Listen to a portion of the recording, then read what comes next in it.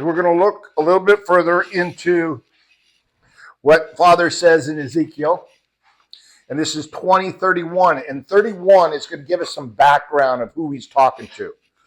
And he's talking to the nation of Israel, Jacob. And when you lift up your gifts, and here's what he's telling them they're doing: sacrificing your children through the fire, you are defiling yourself through all of your idols until today.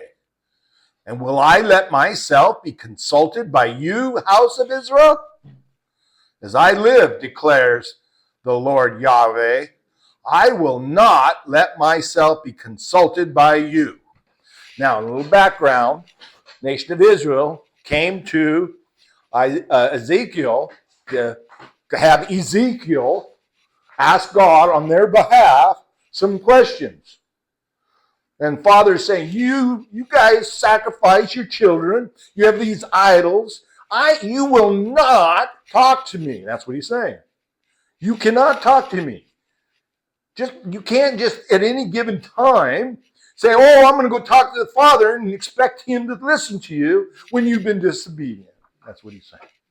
Okay, so there's their background. So here's what 32. And what are you planning? Surely it will not be that you are saying, let us be like the nations, like the clans of the lands, serving wood and stone. As I live, declares the Lord Yahweh, surely with a strong hand, with an outstretched arm, and with rage pouring forth, I will reign as king over you. And I will bring you from the peoples, and I will gather you from the countries to which you were scattered with a strong hand, and with an outstretched arm, and with rage poured out. Then I will bring you to the desert of the peoples, and I will execute justice on you there, face to face. Just as I executed justice on your ancestors in the desert of the land of Egypt, likewise, I will execute justice on you, declares the Lord Yahweh, and I will make you pass under the rod, and I will bring you into the bond of the covenant, and I will purge the rebels from among you, and the ones transgressing against me. I will bring them out from the land where they are living as aliens. But into the land of Israel, they will not come. And then you will know that I am Yahweh. So there you see, the Father says he's going to bring them out. Even though they did all those things, because of his great mercy, he will seek out his tribes. And those tribes, just like coming out of Egypt, they're not worshiping the Father. And he says, I will put you under my rod. And if you bow and submit to me, then you will become my people. But if you don't, I'll purge you, and you'll die in the mountains, and you will not come to my city. That's what he's saying. Questions?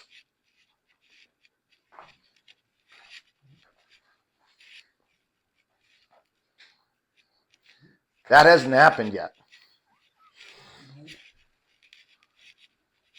That hasn't yet happened yet. I know of groups that believe that this is going to happen very, very soon. And they are prepared and preparing to head to the mountains of Israel. And their whole denomination, their whole gathering, knowing that they know that they are a tribe of Israel. And the scripture says that Father's bringing them to the mountains. And they spend a lot of time in ministry trying to convince those that they think belong to the tribes. And there are many people in this world that are convinced they belong to these tribes. Whether they do or not, I don't know. I do believe Father will tell them when they belong to those tribes. I don't hear Amir saying anything about that. Amir? Amir's eschatology is all messed up. When you don't have the gospel right, you can't have your eschatology right.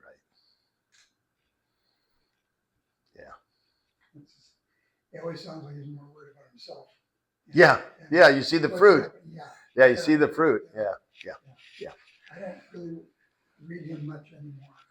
Well, he still has things to say. I still, Well, he's local, so you know that what he says about what's going on is usually true. Yeah. And, that's those discerning ears that you've developed for practice. You can start to see this. This is going to be really critical. I mean, my ears are, mostly that's what I do. I'm learning, but I'm discerning. I'm trying to find out who belongs to the Father and who doesn't. And those that belong to the Father are my brother and sister. And those that don't, they're liars and deceivers. So the Father is going to bring us. I will bring you to the desert of the peoples. Now, he does say that. Notice that. To the desert of the peoples. So this could be happening in all the nations. That is the desert of the peoples. They are learning. And I will execute justice on you there face to face. See, it may not be in Israel. He's taken them. This isn't to me that clear. Because he says that. I will bring you to the desert of the people. He says, I will gather you from the country. So he's going to gather them and bring them someplace. You were scattered, and with a strong hand, with an outstretched arm, and with rage poured out. I will gather you, and I will bring you to the desert of the people. And there he will execute justice on them, face to face. So is that desert of the peoples mean the mountains of Israel or Moab or just out of Israel? Because you notice what he says. Just I executed justice on your ancestors in the desert of the land of Egypt. So they left Egypt. Likewise, I execute justice on you, declares Yahweh. And what will he be doing there? Well, he's going to put them under the rod. He's going to say, you're going to listen to me. If you don't listen to me, you're going to die. If you do listen to me, you will live. 38, I will purge the rebels from among you. So he's going to purge them. And the ones transgressing against me. So rebels and transgressors. I will bring them out from the land where they're living as aliens. So right there he says, I will bring them out from the land where they're living as aliens. But into the land of Israel, they will not come. So can you be in the mountains of Israel and not be in the land of Israel? Is he taking them somewhere else? Yes, dear. Well, for me, I just read, then you will know that I am the Lord. Then you'll know. Yes, and speculate and poking around, but God is the Lord. Yeah. He's God. That's what he wants. That's what he wants to teach them. That's what he wants. He is God, not us. Yeah. Not all these people. That's how this different.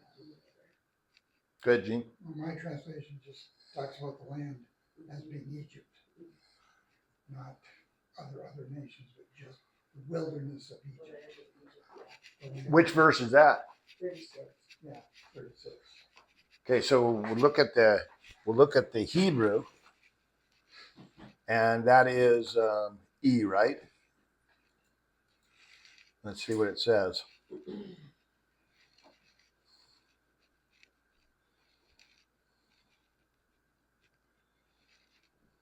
Well, it says that there in that one too. 38 right here. 36. 36. In the desert, yeah, just as I executed. So he's giving it as an example. Just like I did in the first Exodus. Just as I executed justice in your ancestors.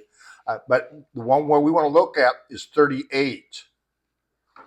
Because now he's going to explain how it's going to be like that. So he's going to go like this, reading right to left. I will purge you from the rebels, the rebelling, the transgressing against me, against the land, from their land. I will bring out living as an alien them to the land, but not Israel will they come. So they're going to the land, but not to Israel are they coming. So here we got our translation, but from the land. I will bring them out from the land where they are, scattered all over. He's going to bring them out where they are living as aliens. That's who we are, right? We are aliens. So Paul says, but into the land of Israel that they will not come. So here is a problem I have with this doctrine as I've been taught it so far, is that as best I can see this, they're coming out of the world. Father's pulling them out of the world where they are living, and they're going to go out of the land where they're living, but they're not going into the land of Israel. Well, what's the land on the other side of Jordan? That's Jordan. Now, Jordan happens to be right up in there in the mountains. So the current boundary of Israel, here's Israel. Now, we've been told we're going into these mountains, but these mountains here is Jordan. So are we going into Jordan mountains? And that's where there's other verses that tell us some more about these mountains we'll look at. Or are we going somewhere else? Or are we even going? Now, wait a minute. They're Jordans now because of history. Because initially, what was the land God gave to Abraham? it goes from the Nile all the way to the Euphrates in Iraq. Okay, so basically, that's part of Jordan is Israel. And 40 says his holy mountain. Yeah. Well, when he says his holy mountain, because he uses that terminology everywhere, he calls Zion his holy mountain. Remember where his temple is made? Jerusalem is on his holy mountain, and he talks about that. But those are his mountains. All that nation of Israel. If we look at a bigger map, the original property of Israel goes considerably bigger. That's You have to take 2040 into consideration too, because he says he expects them for on my holy mountain, the mountain heights of Israel, declares the Lord. They're all the house of Israel, all of them shall serve me in the land. Yeah, on the mountains of the height of Israel. There I will accept them. Yep. But he says back there in 38 that they will come out of the nation. See that? I will purge the rebels from among you and the ones transgressing you, and I will bring them out from the land where they are living as aliens. But into the land of Israel they will not come. So he's going to take the rebels. He's going to take the ones transgressing his people, and he will bring them out of the land where they're living as aliens. So these are from the tribes, but into the land of Israel they will not come. So they're going somewhere.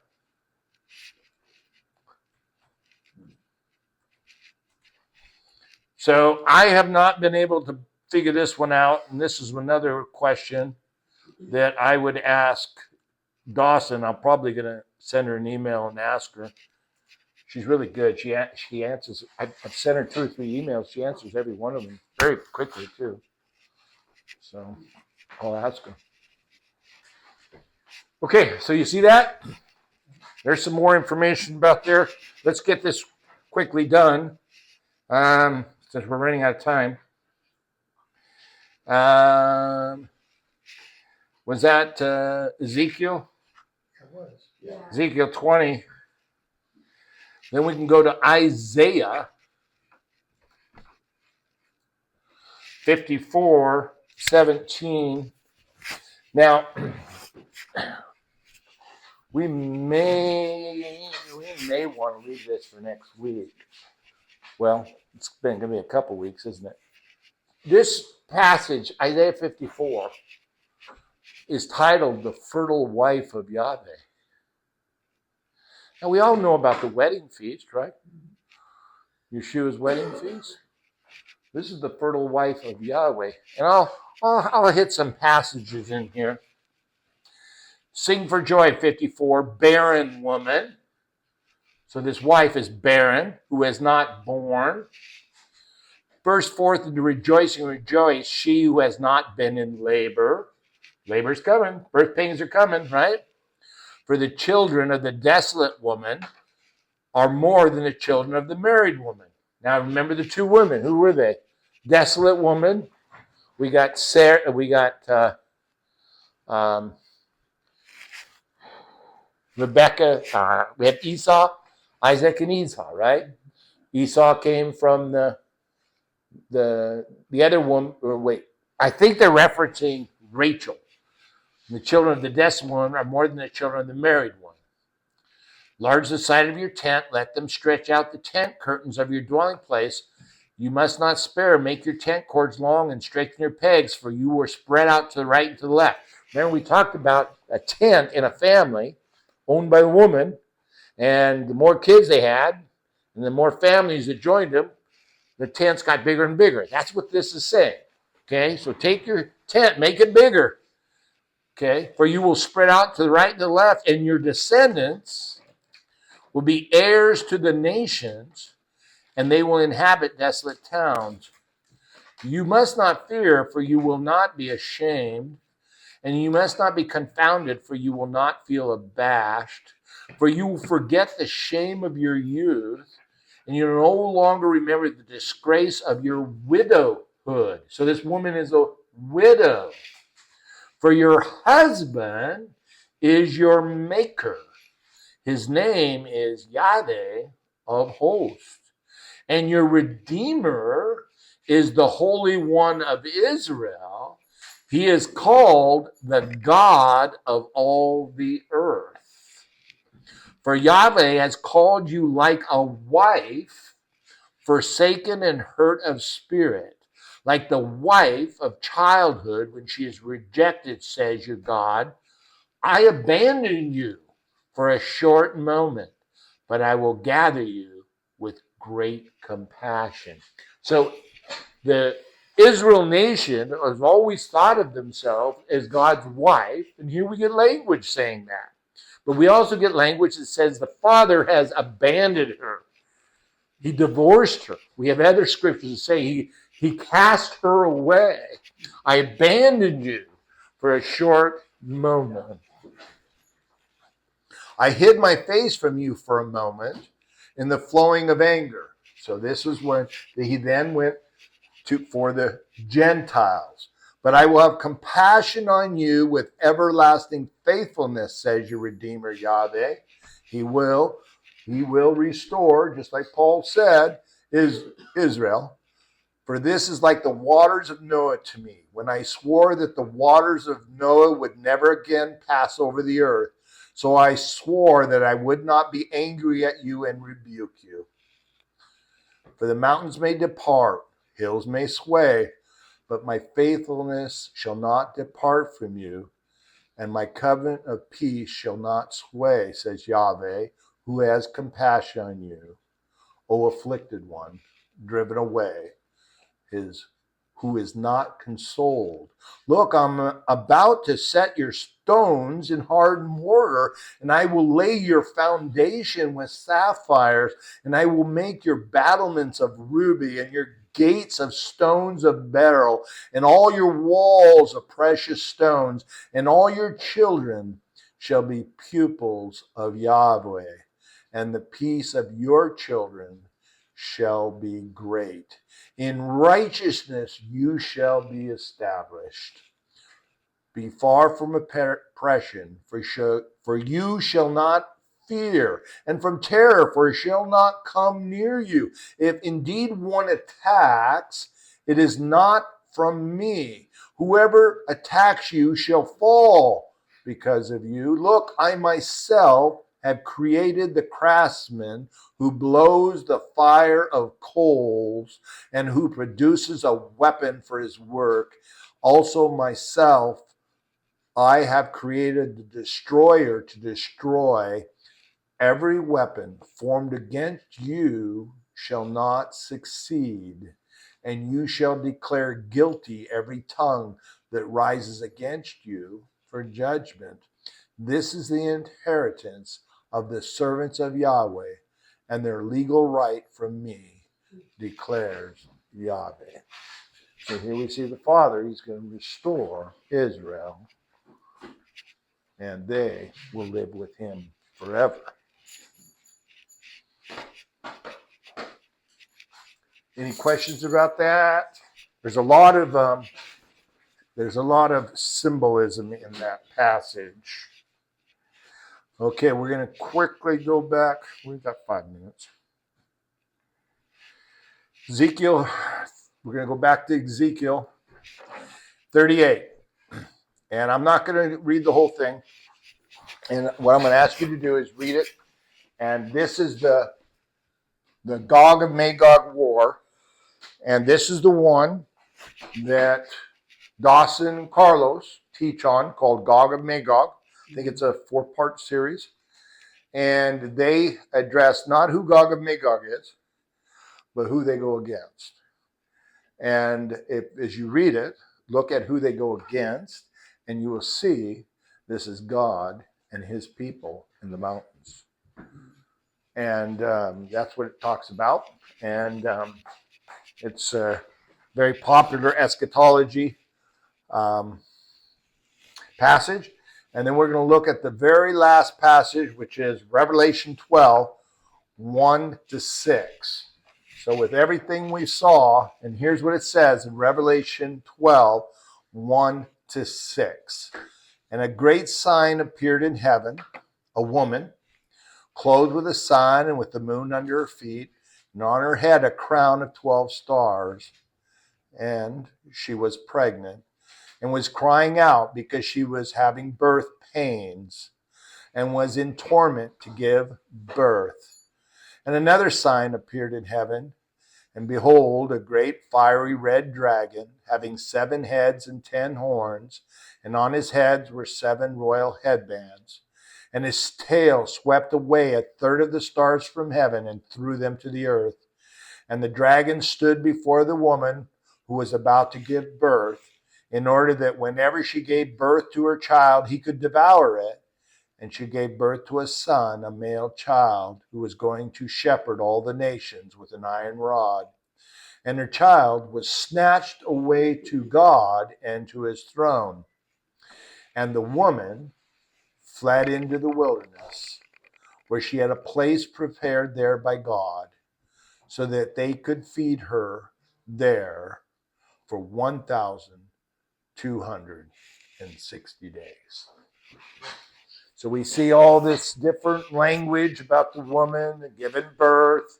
We see that the Father is calling the woman back, Israel and all the tribes. We see that there is a time coming where the woman will flee to the wilderness, and she will be fed there, and the place is prepared by the Father, and she will be fed there for 1,260 days. At the end of that time, that woman, the reconnected stick of Israel, Ephraim, Judah, Gath, Benjamin, Dan, and the sojourners, one stick will accompany Yeshua into Jerusalem, where they'll conquer and throw out all those. Or maybe they'll already have conquered and thrown them out. Maybe the Father will already have thrown them out. I'm not sure. We don't know. Because we're told at that time that there will be no abominations in the city of Jerusalem forevermore. So, there is, in a nutshell, the doctrine of the second Exodus.